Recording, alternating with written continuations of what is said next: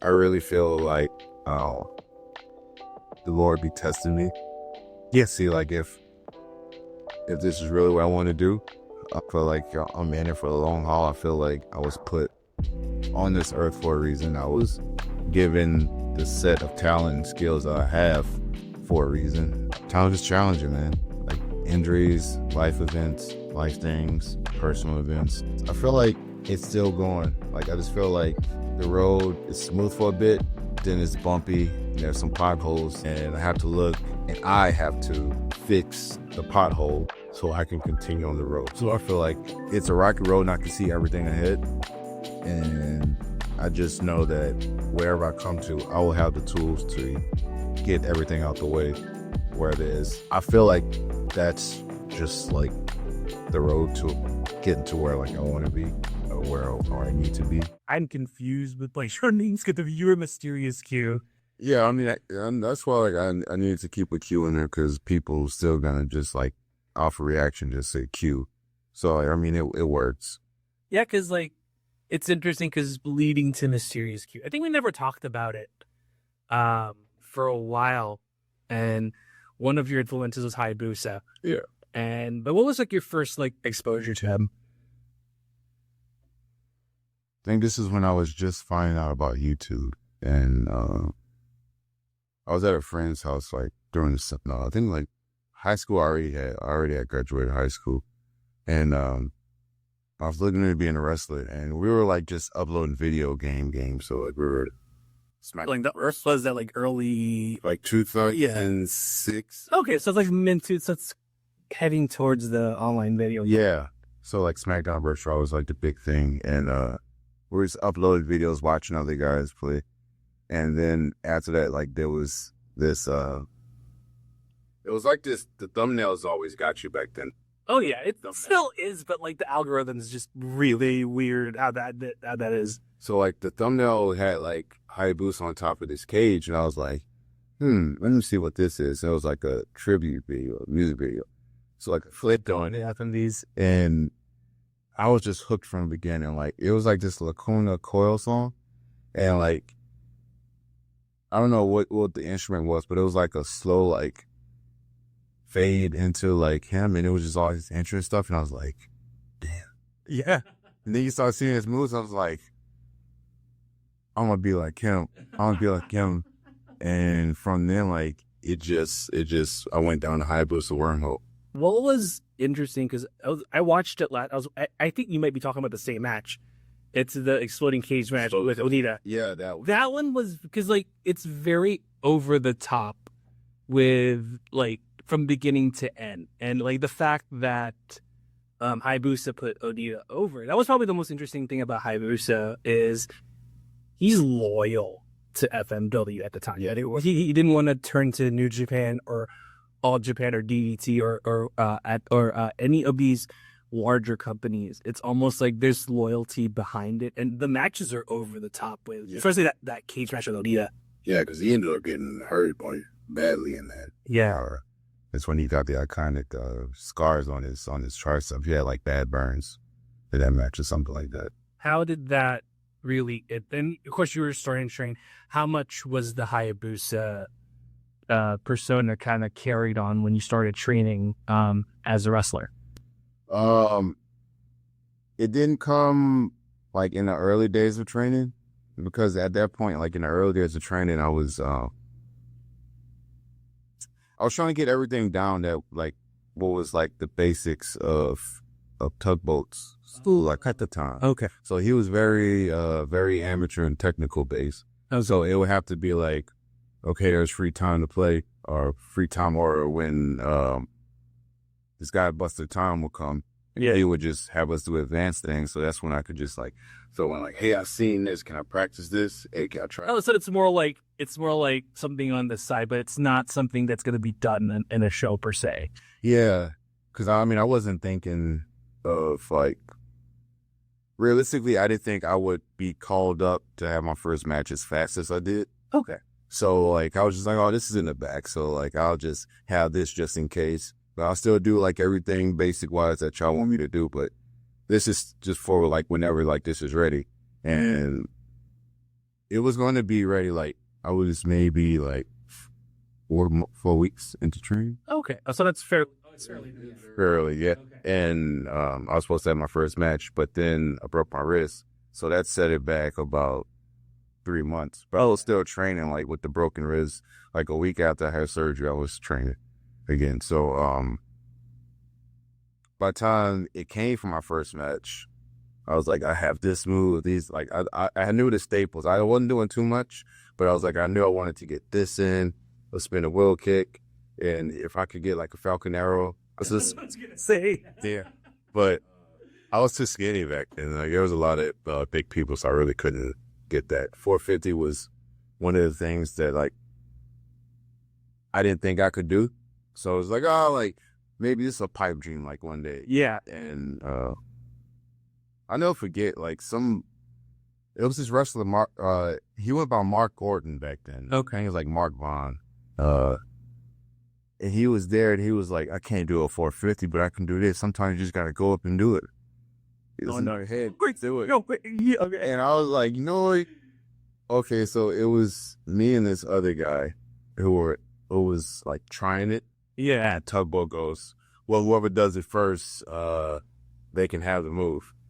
And for me, like, I'm a competitor, so like that kind of pushed me a little bit more. Yeah, exactly. With Mark telling me that, and I was like, is this a challenge? Oh yeah, I was like, all right, screw it. And then I did it, and I was like, okay. So I just kept doing it. And I was like, you know what? I think I can do this. Okay. And I had that in the bag for a while, and nobody really wanted to take it. Yeah. So, like, I give props to Ryan Davison because we were in, like, a 3-way match in Beaumont, and he was like, hell yeah, I'll take it. Oh. And so, like, he was there down there. I remember just, like, looking at him, and I was like, I'm glad you trust me. And I just jumped. I couldn't see where I was going and landed perfectly. And he was just like, I'll take a 450 like that any day. There you go. So that was the origins of that. Where did the mask come? Because I think part of the mystique of what Mysterious Q is, has that been taken a lot of an homage to what Hayabusa has with your mask? Very much so. It kind of evolved to that because the first mask was it was just some random mask. My manager, generic lucha. Yeah, yeah. He was just like, hey man, like shout out Rob Tope. He just got me these masks, and he was like, maybe this might help. I don't know. So it was a Teeny Obelisk mask. Oh, that's still pretty good though. Yeah, and it's crazy because I got heat later on because Tugboat, my original trainer, yeah, he wrestled in Mexico under El Cicope, and Teeny Obelisk took his mask. Okay, like in a work, like in a angle they had. So they take that very seriously. And there was a booker down here who didn't want to book me because I used the mask. And I was like, okay, I'll switch it up. Because they just thought like I was just stealing from them because Tugboat put me up to it. But yeah, I had nothing to do with it. So there was some tech and character, and then I saw like a design. And I was like, could you put this on this mask, spray painted wise? We did that, and then we turned it into an actual mask. And that was like, I guess, my second mask. And it was still full face. Yeah. I really liked that mask. But better show me that when we part ways. I want to see what that looks like. So like I was on that mask for the longest, and there was times like everybody would say like, get rid of the mask. At this point, like I was doing extra work for WWE. Mm-hmm. William Regal would always say, lose the mask. Everyone I came across would say, lose the mask. But like when I got rid of the mask, it was just nothing. Like your face. Yeah, it was. I mean, I didn't know how to come into that just being me. And then I got hurt, so I was out.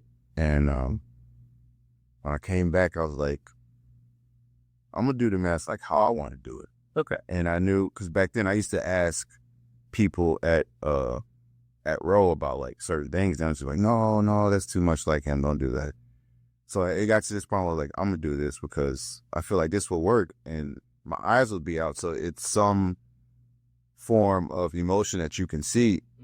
like with this mask. So I remember I had an entrance with it. I came out with the old mask and I took that off, and it was the new mask, and like my eyes were showing up. Yeah. I felt like that created like a big depth to the character, because now you can see pain and like emotion. Like I think like a perfect example of this is it was a reality wrestling event. I think it was like Summer Champions. It may have been like a 4-way, and it comes down to me and Moonshine Mantel, and we have this spot. I'm trying to go for the cutter, and he stops it, rolls around, and locks me in the crossface.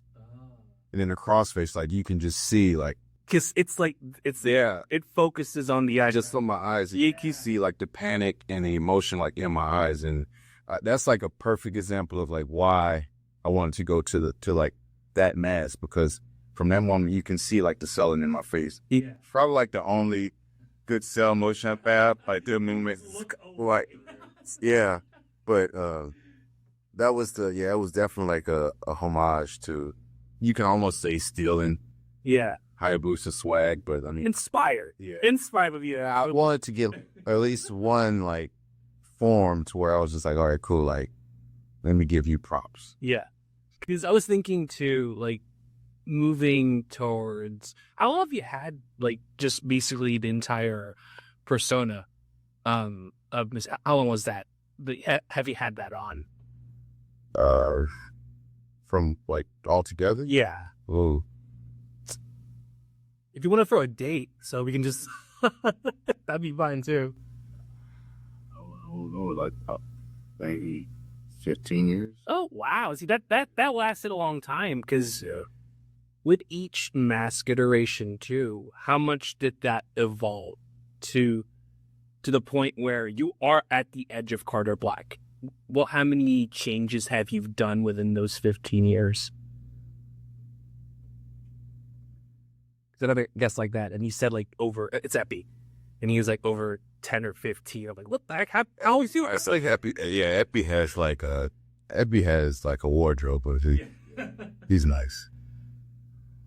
1, 2, 3, 4,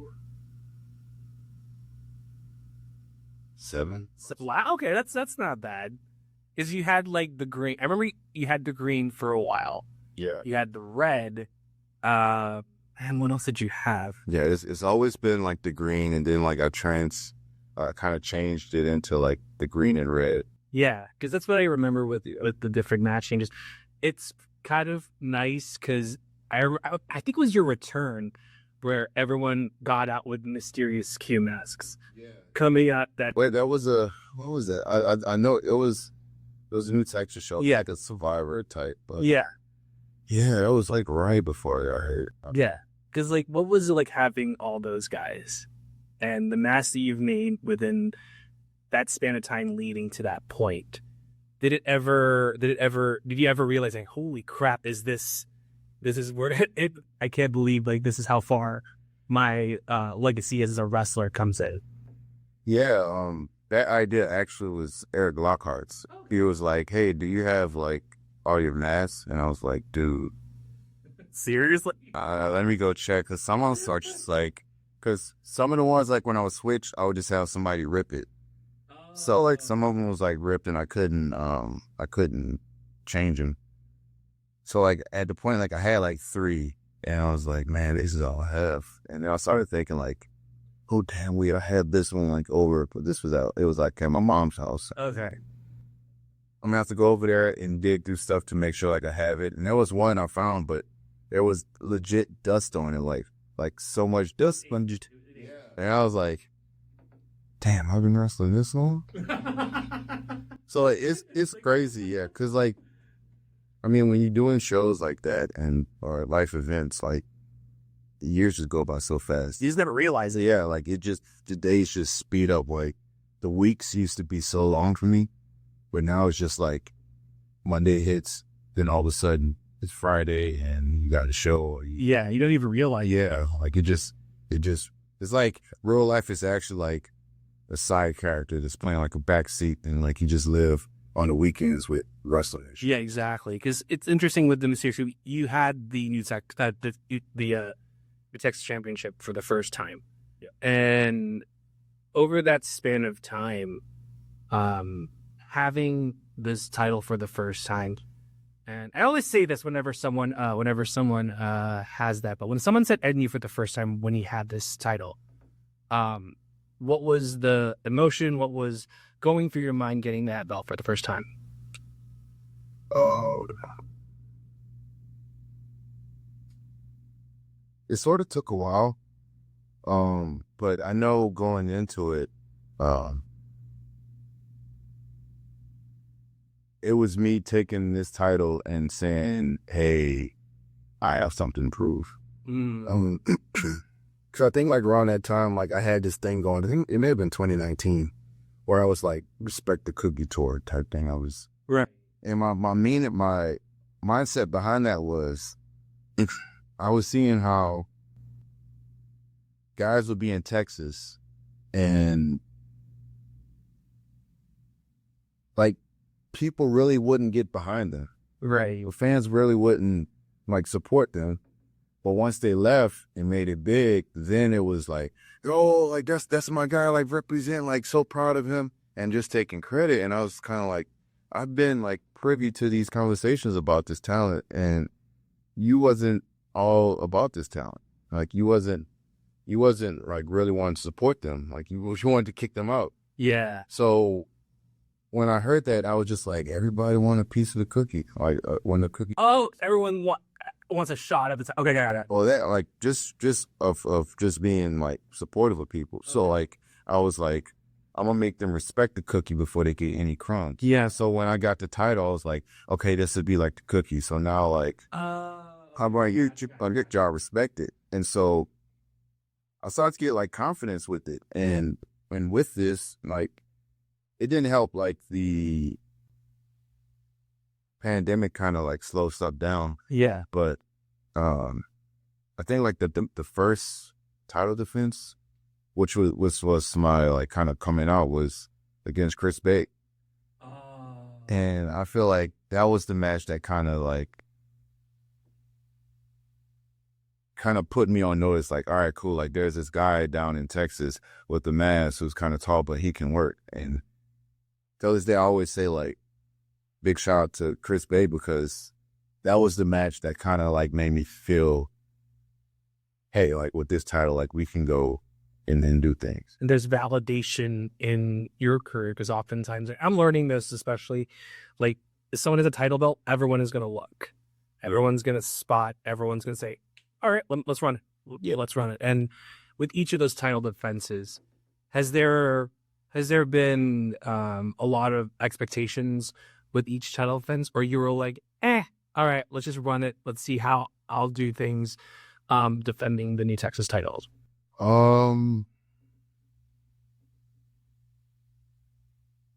Nah, it was that first run. There was always like pressure or like an expectation, because at that point, like I had something to prove, and then I wanted to put New Texas on my back. Right. I wanted to like make us be known around. We had the talent, like, because around that time, like we still had like anybody could work anywhere. So we had Roxy was on the that's right. Yeah. the roster. We would use Gino. I think BK's still there on that time too. Would he? Around my first he came towards the end of the first time. Okay, I got you. Yeah. So it's Gino, Roxy, and yourself. Yeah. Gino, Roxy, BK. You can say Tempo was there. JJ Blake was still like heavily active and things. We had the roster, man. Like we were basically loaded in there, like, and at that point, like it became like a place where it was just like, hey, like we'll bring some indie guys in, like who's out there, like who wants to come work. And with each defense, like we had like a number thing going.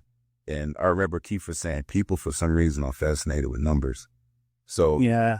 So let's just put like a number on on like the title reigns and like the dates. And the more we did that, the more like we would get interaction from other talents, like just wanting to come down to work. So like it kind of helped. It was like a revolving door of, hey, this might work. Let's put this out, and people would come in and like, and then I would gain like so many like relationships with other wrestlers just off of like BS and saying like, hey, I held the title for like 400 and some days. Like, you want to come take this? Yeah, it's like, here you go. Yeah. So like there was an expectation with that. Like, so it was just like, I got to step up. Like, I got to make sure like I'm not laying any duds or I'm not like crap. There is pressure, but it kind of comes with the territory. It does. Yeah. What would be like the most intriguing title defense you had on your first run? Let's see if I can. That was one. We're going all the way back.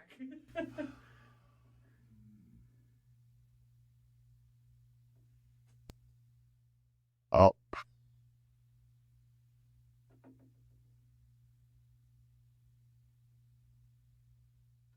It's probably two.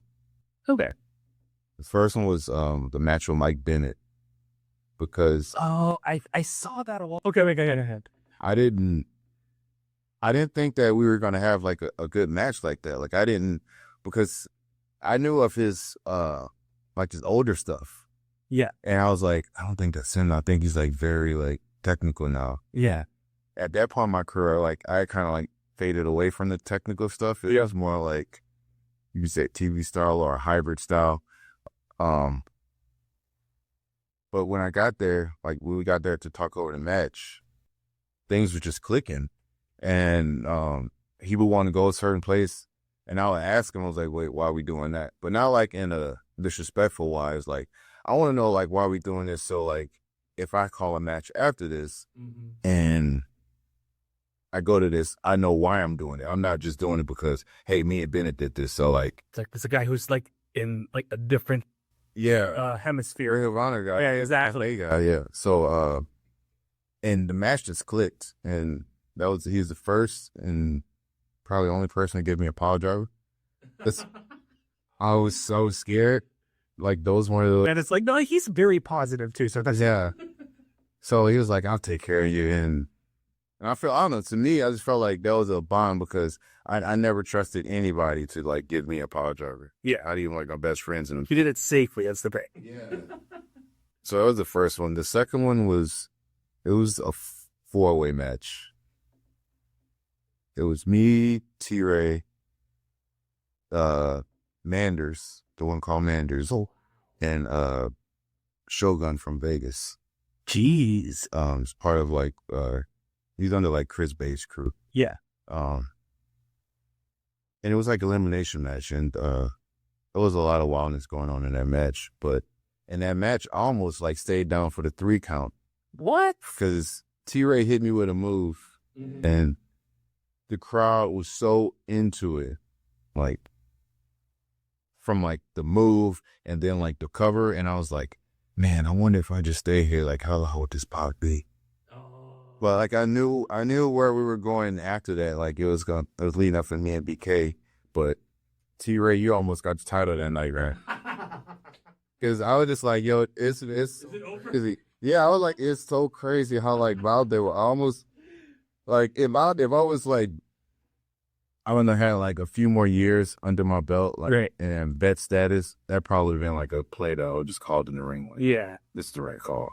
So I mean, the crowd got over him. That's the main thing is, and Thierry for what he's done. Like every match I see him, you never know the reaction until it happens. Like, holy crap! I think when I was in Inspire, when they were doing the Proving Ground story, and like, wow, okay, and it's like he's coming out of retirement. Yeah, and it's like you never know when he pulled his version of BF. I'm like, holy crap, okay, T-Ray's back. Yeah, he's so over in Austin too. Like you see him wrestle like other places, like Houston is like, you don't get it. Like he has to do the things like in the ring, and then you're like, okay, like this is okay, like respect this guy. But in Austin, like he don't have to do nothing, bro. He just comes out and shoulder tap, everyone goes over. Yeah, just crazy. It's like, okay, in Austin he's over. Oh my goodness. And like, of course, like every time it gets changed hands, and then you had the injury. There is an episode of that. You can watch that. It's already on the podcast and YouTube. But transitioning from Mysterious Q to Carter Blaq, and tell us about the title versus mask. Yeah. So like run that match with us, and when did you realize there's time for a change in your character? It was like during the downtime of recovery. Okay. I swear it felt like 3 years that I was just sitting there just waiting to come back to wrestling. And I would just like look up stuff, because there was a point like I just got off social media. Like I just went dark. Yeah. But like I would still like keep up with some of like the wrestling that would be going on through YouTube or whatever. It got to a point like I went to like type in like my name, and it was just like a lot of like conspiracy stuff. My man, that's so. Yeah, it's like just a QAnon, right? Yeah. And like even when like shout out to the modern wellness people. I had like a modern wellness shirt and it had some Mysterious Q on the back.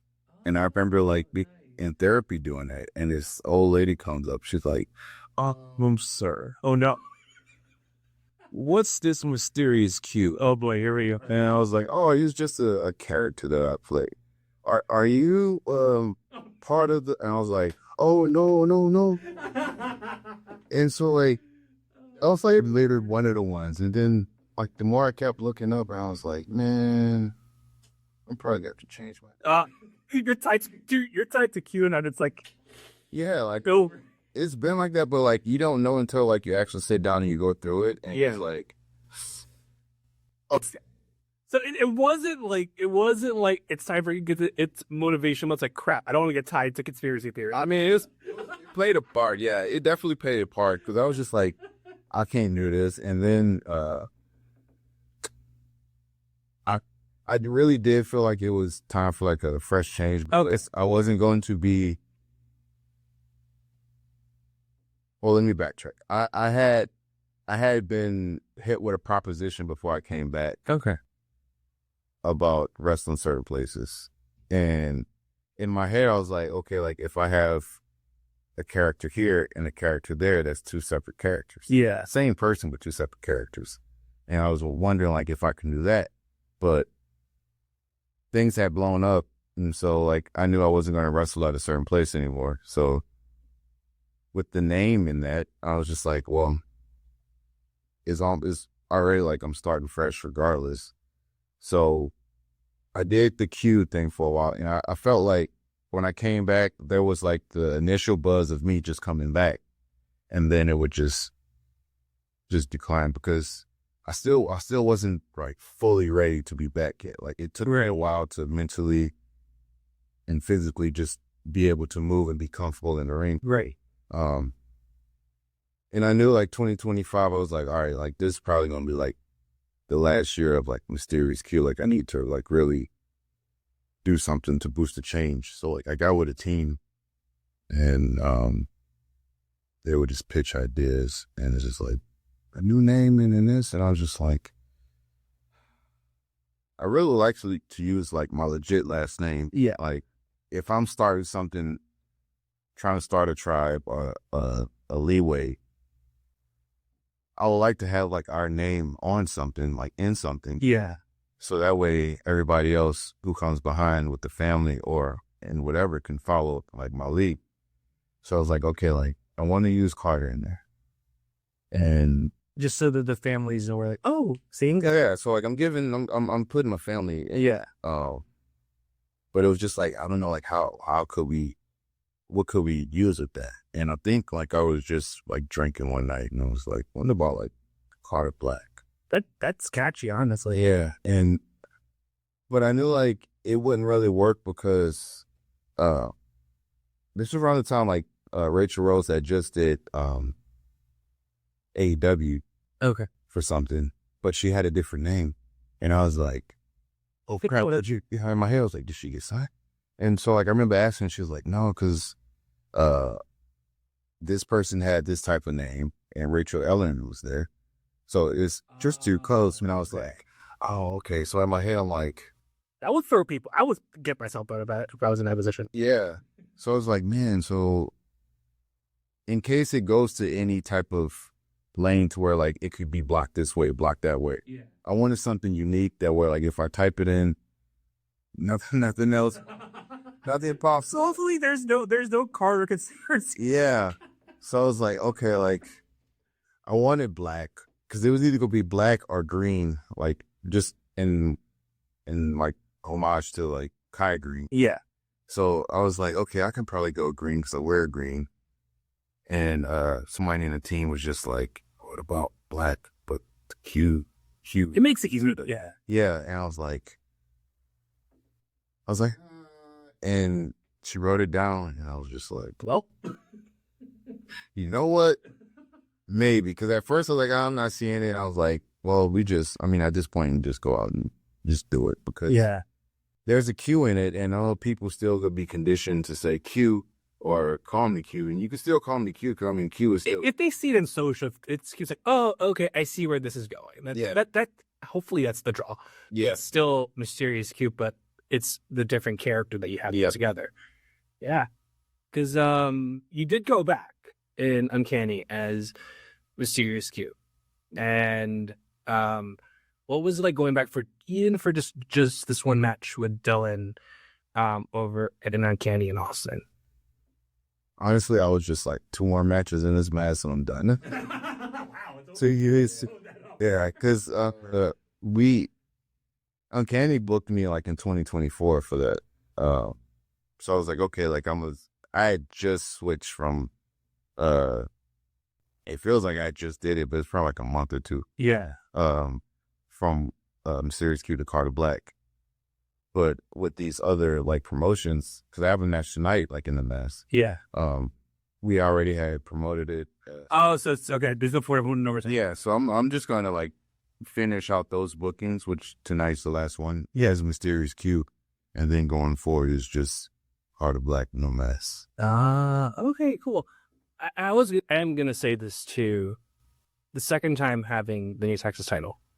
And again, I'll say the same exact question when I said the first time, but I'll throw in this wrench. When someone says NU, is the feeling the same or is the feeling different getting the new Texas title the second time?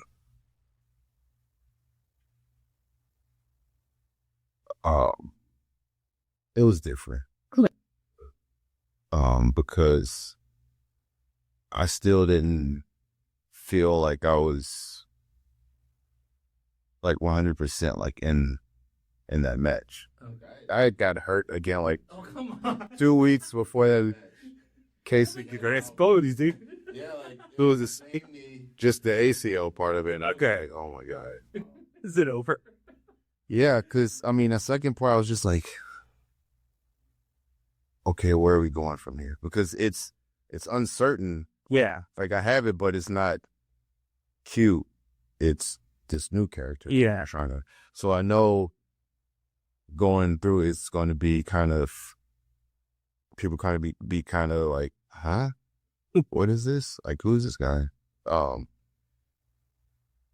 So yeah, it was more of a feeling of uncertainty, like when I wanted, like, okay, we have it, but like, where are we?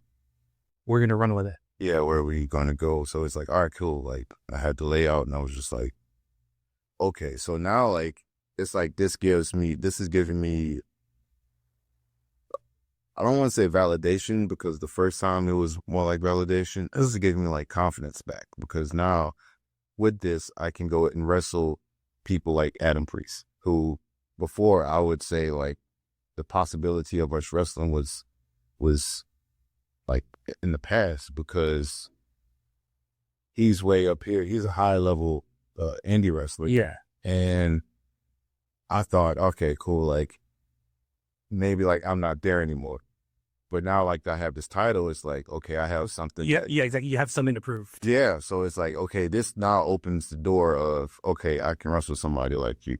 I can go back and call out somebody like a Manders or AJ Graves, somebody like top indie talent. Now I can put my hat in and be like, hey, like I have a title. Why don't you come take this from me? Yeah.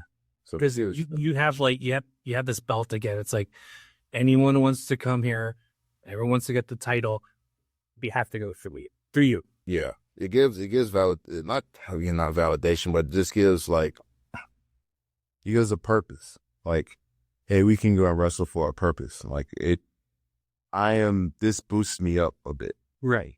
To be okay, like I could be like in the stratosphere with y'all. I can go and wrestle with y'all. Yeah. Because like now, it's still February. Well, this will be at a later date, but February being the year is still fairly new.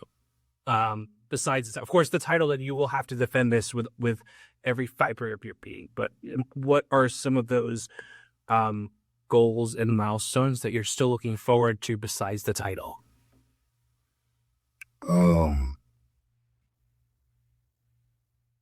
want to wrestle on the West Coast. Mm-hmm. I want to wrestle back in Chicago.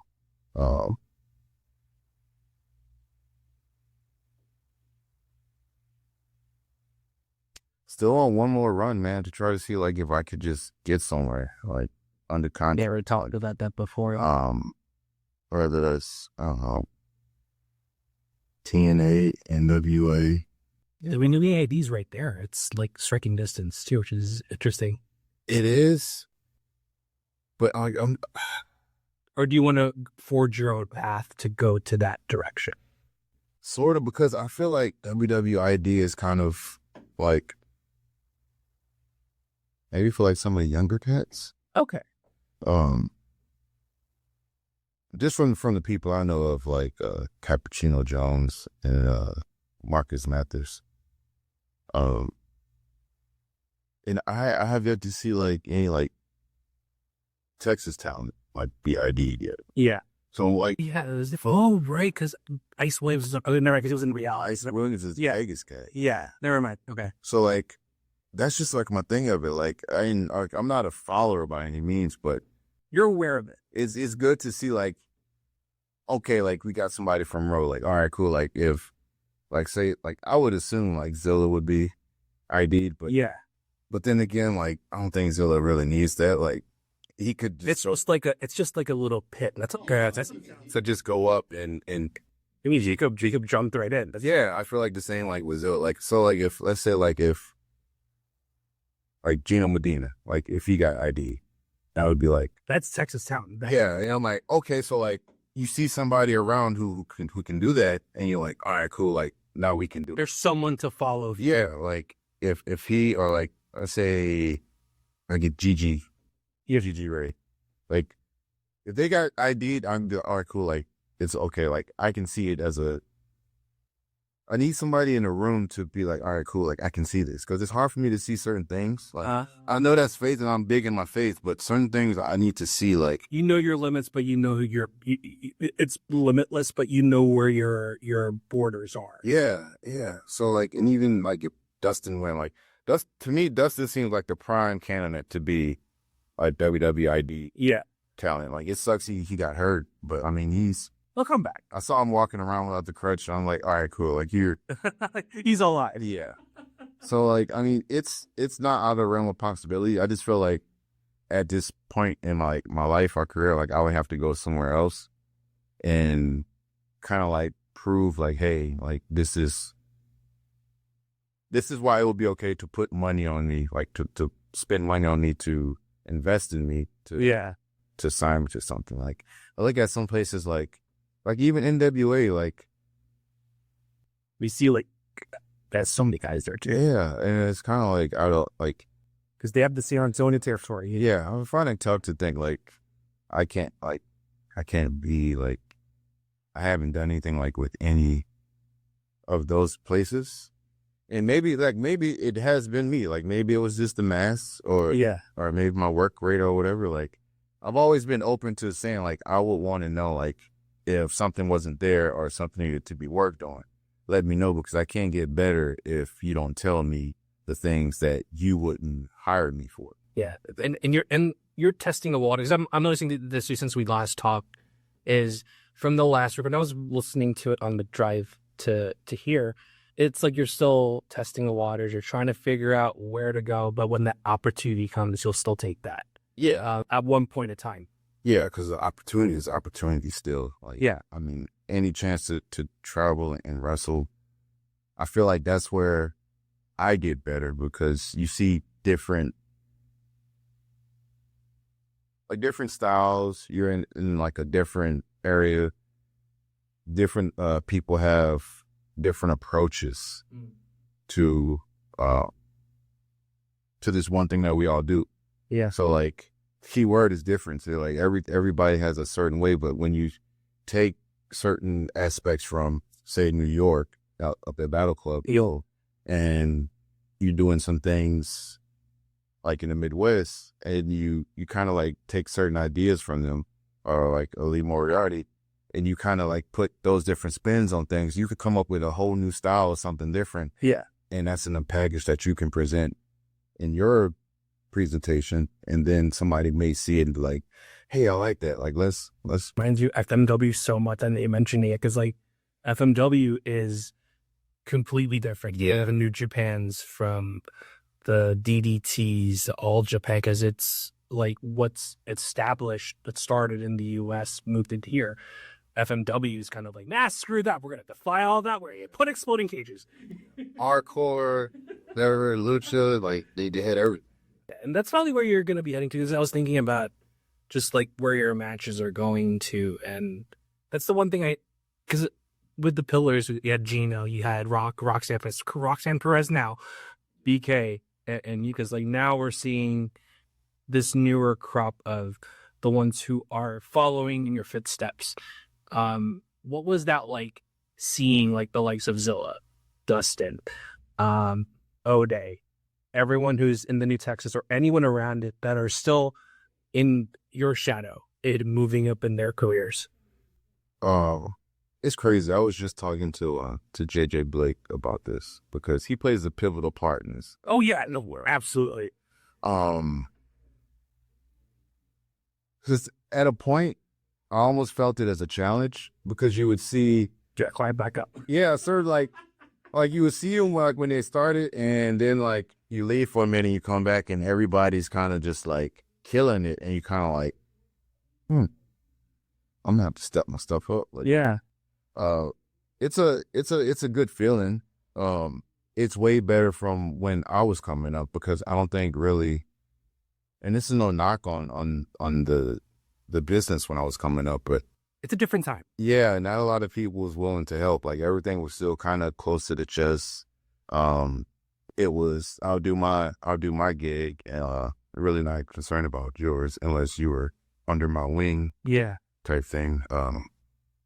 Yeah, I feel like this crop that we have now, is all like a product of the guys who were really killing it around Row in the maybe like 2015 to 2017 or 18, because around that time, like, we had Rex, Ryan Davidson, Gino, Blake was there. He had just started taking over training. I was around, but I wasn't like in the trainer role as them. Like, a lot of like shadowing. Yeah, I was around, and I was still good. I just didn't think it was there for me to try to train or give advice when you had, again, like people like Gino or Ryan Davidson, Rex there. So like people would go to them. So with everybody being there, then some people like kind of like splinter off. Everything, like, these days we have so many schools down in Houston now. Austin too's in this. Yeah. Everybody is like an example and branches off of like that core of Ryan Davidson, Gino, Rex Andrews, Blake. I'll even throw Aiden Cristiano in our eyes. Big like influences. So I think like everything like just comes off tree.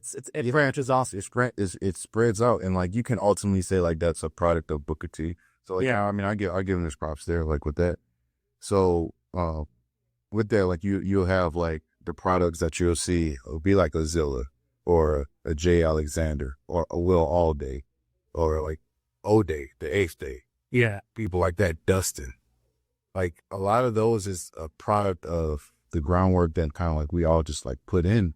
And it expands even further out there, because when you say pillars, like a lot of people now came up off of seeing like the big run BK had that led him to AEW.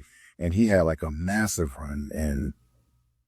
And I think like a lot of people saw BK and thought like he just came up out of nowhere and just like. Nah, that an overnight station, but it took years. I was saying they saw like they're grinding from their Armadillo flea markets to Texas All-Star match, stuff like.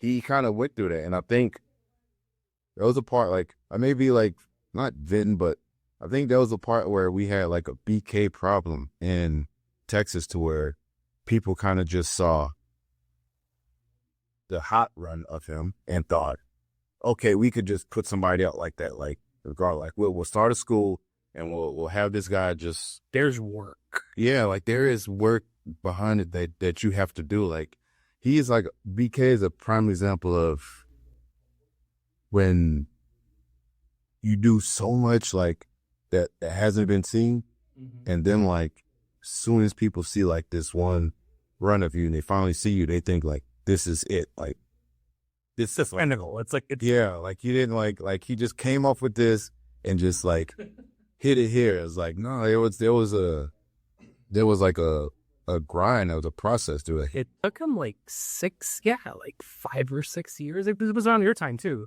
Yeah, he was in it for a minute. Then he stopped for a while. Yeah. And then like he came back and I was just like, it's crazy. Like I'd seen him in the mall one time. He had stopped. Like he wasn't wrestling at this point. Yeah. And he just like called me out and I was like, oh, what's up? I didn't see you in here. Like he was in there on daddy duties and stuff. And like he really wasn't like wrestling at that point. Yeah. And then he came back and then boom, just took off. Yeah. But like a lot of people now, they just think like, we'll start this school, we'll have this person wrestle for like a few months. That doesn't issue that way because like it's you're pushing someone you're pushing someone with high expectations, and oftentimes when those high expectations will show up and it doesn't look like where it needs to be, it'll just go down the toilet at that point. Yeah, it takes time because like I remember some match I did see would become like, wow, this guy, where has he been? And then not knowing, I think it was November of 2023. He was facing Kenny King. Yeah, can he get from Impact in reality? Oh, okay, yeah. Yeah, because I'm like, okay, cool. This is not knowing, like, because he was going to be in Inspire the next month. He got signed. I'm like, what? Where did he come from? Yeah. This came out of nowhere. Because, like, at least from your perspective, I remember saying this in the episode too, and I think, let me see my battery. Good, we have battery. Good. When BK was saying, this is for us, like, did that ever resonate with you? Even when you were through your injuries, whatever he said, he's like, yeah, this is going to be it. This is going to be for us. It's going to be like, how did that resonate so much even now? When I see like the end result of it, which is like the talent that's coming up now, you have like an Eighth Day, or a Zilla, stuff like that. Then it makes sense. Like then I can call back to it. But like when saying it, because there was a part way before he said like, "Hey, like why can't we have this?" And I just wasn't seeing it at that time. Like, because I was in a position where like I should have something or I should be towards something, and I wasn't. So I was like, I don't think it's like the same. But now that like I see it, it's like he laid the groundwork for like whoever to come out of this. Like it's he put all the materials on the table and was like, all right, cool, go crazy. I'll be back every now and then to check on y'all because I mean he still contributes and helps. Yeah, like he's not kind of one. I mean, like I think he was coaching in reality recently. Yeah. We'll end this conversation too. Thanks. No, honestly, this was nice compared to what we had the first time. We will have a better setup when I'm in Houston. So I apologize ahead of time. But throughout last year, going to now, how has that road been? It's very rocky. I really feel like the Lord be testing me. Just see like if this is really what I want to do. For like I'm in it for the long haul. I feel like I was put on this earth for a reason. I was given the set of talent and skills that I have for a reason. Time is challenging, man. Like injuries, life events, life things, personal events. I feel like it's still going. Like, I just feel like the road is smooth for a bit, then it's bumpy, and there's some potholes, and I have to fix the pothole so I can continue on the road. So I feel like it's a rocky road and I can see everything ahead. And I just know that wherever I come to, I will have the tools to get everything out the way, whether it's shave down this bump, fill a pothole, push some roadblocks to the side, break some roadblocks. I feel like that's just like the road to getting to where like I want to be or where I need to be. But I mean, I'm saying that and realizing like that's just life. Yeah, exactly. That's what it is. Yeah, that's life. That's been like the career this whole time. But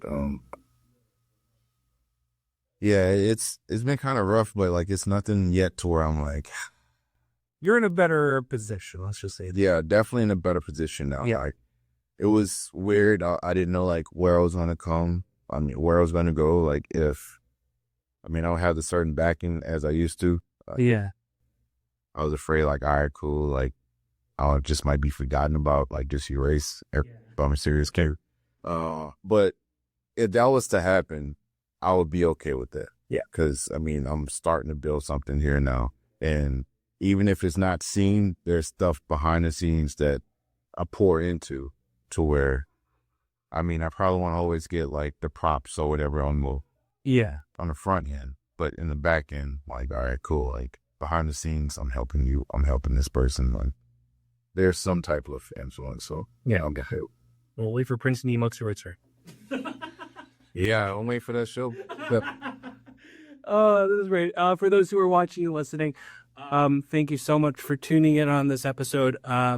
With I keep saying Siri, goddamn, it's Carter Blaq. aka Carter Blaq. So we'll end our episode. Thank you so much for tuning in. We're on to the next one.